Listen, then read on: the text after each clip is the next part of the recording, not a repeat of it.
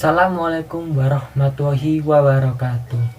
Halo teman-teman, kembali lagi dengan saya Master Bejo. Hari ini saya akan membahas suatu hal yang sangat penting, suatu hal yang harus dimiliki oleh setiap seorang muslim, yaitu suatu keimanan. Suatu keimanan bisa dimudahkan atau diibaratkan adalah suatu pondasi. Kalau pondasi ini, suatu pondasi bangunan ini kuat, kokoh, maka lain-lainnya akan kokoh juga. Sama seperti iman. Kalau keimanan ini kuat, maka kita tidak akan mudah tergoyahkan atau tergoda dari godaan setan dan juga ujian-ujian yang diberikan kepada Allah Ta'ala. Iman menurut bahasa adalah suatu keyakinan atau yakin, meyakinkan. Sedangkan menurut bahasa adalah meyakinkan di dalam hati, mengikrarkan dalam lisan, dan mengamalkan di dalam praktek. Nah, apa sih maksudnya dari bahasa meyakinkan dalam hati ini?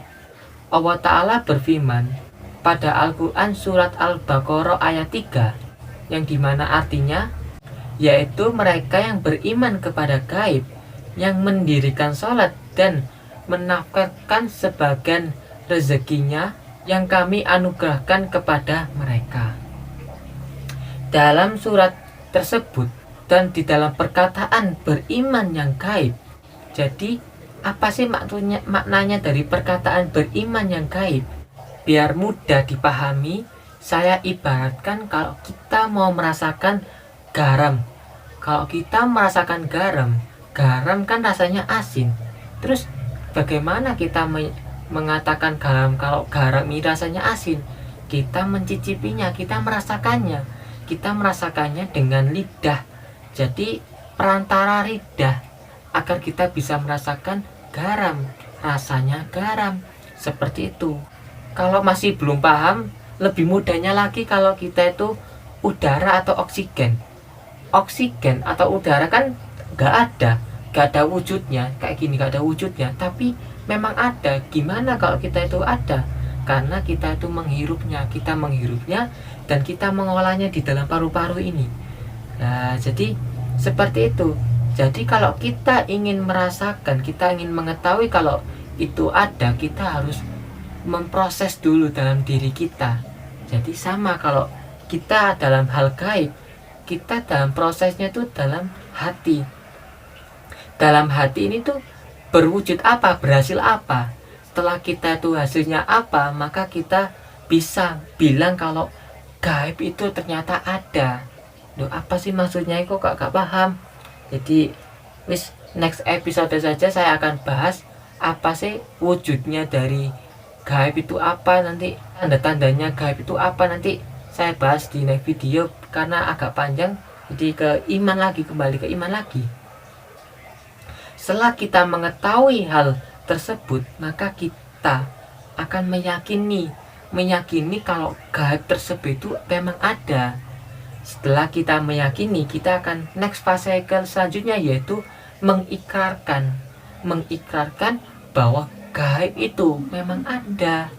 Loh, jadi sama seperti kalau kita garam tadi, sebelum kita belum percaya kalau garam itu rasanya asin, kita mencicip dulu, kita merasakan dulu kalau garam itu ternyata asin. Setelah kita merasakan, kalau kita tahu dengan sendirinya kalau garam itu asin, kita bilang, oh garam itu ternyata rasa asin. Loh, jadi seperti itu, sama kayak iman. Setelah kita itu mengetahui, merasakan adanya suatu gaib, maka kita bilang kalau gaib itu ternyata ada. Setelah kita mengikrarkan dalam lisan, maka kita akan mengamalkan dalam praktek. Jadi kita kembali ke garam lagi. Kalau kita sudah mengikrarkan, kita sudah ngomong kalau garam rasanya asin, maka kita akan gunakan garam, rasanya garam itu untuk apa? Kita manfaatkan. Nah, jadi sama kayak iman nih, kita manfaatkan iman ini untuk melakukan hal-hal kebaikan. Jadi kalau kita didasari dengan suatu keimanan, maka kita akan lebih mudah, menjalaninya karena kita tahu hal dasarnya dulu. Seperti itu sahabat. Jadi kalau kita melakukan suatu keibadahan, suatu amalan yang baik, kita bisa menjalankan dengan rasa ikhlas, dengan rasa yang luas hatinya gitu, biar kita tidak terbebani.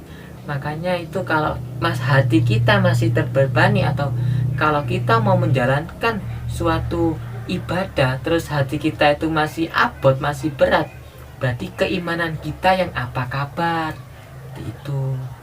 Jadi iman itu apa sih? Iman dalam Islam adalah meyakini bahwa tiada Tuhan selainnya Allah dengan didasari oleh diri kita sendiri. Jadi kita tuh tahu kalau tiada Tuhan selain Allah ini, kita paham dengan sebenar-benarnya bahwa tiada Tuhan selain Allah. Jadi kita bukan hanya sekedar pengucap saja, tapi kita meyakini dengan sebenar-benarnya di dalam hati kita. Terus kalau kita sudah mempunyai iman dalam diri kita itu, apa sih manfaatnya itu? Apakah nggak ada manfaatnya? Apa ada? Kalau kita sudah membangun iman dalam hati kita, maka kita akan diberi semua kemudahan oleh Allah Ta'ala.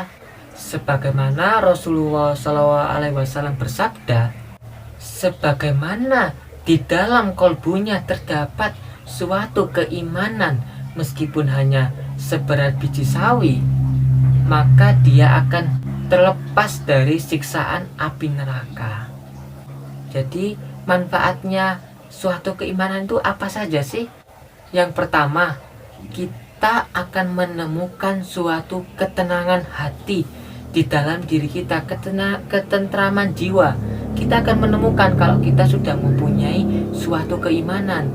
Yang kedua, kita akan melahirkan rasa atau sikap sabar dan rasa ikhlas di dalam diri kita. Dan banyak sekali dari keberuntungan dalam diri kita, dalam tubuh, dalam kehidupan kita akan merasakan suatu keberuntungan karena kita percaya semuanya itu berasal dari Allah Ta'ala. Maka Allah Ta'ala sendiri yang akan mengatur apa yang terbaik bagi kita, dan akan semakin kuat rasa keyakinan kita kepada Allah Ta'ala kalau kita melakukan suatu ibadah-ibadah dengan sungguh-sungguh, dengan rasa ikhlas, dengan rasa sabar, maka kita akan semakin kuat rasa keimanan ini. Terus kalau kita sudah mempunyai keimanan, apakah keimanan ini akan tetap sampai di situ ataukah bisa nambah atau bisa kurang? Lah, kalau ini suatu keimanan itu ternyata bisa berkurang dan juga bisa bertambah loh. Apa saja sih yang membuat bertambah ini? Yang membuat bertambah adalah kita melakukan suatu amal kebaikan, kita selalu berbuat kebaikan, kita sabar, kita suka tolong menolong, kita menunjukkan kasih sayang, kita selalu bersangka baik, maka lama-kelamaan iman ini akan bertambah.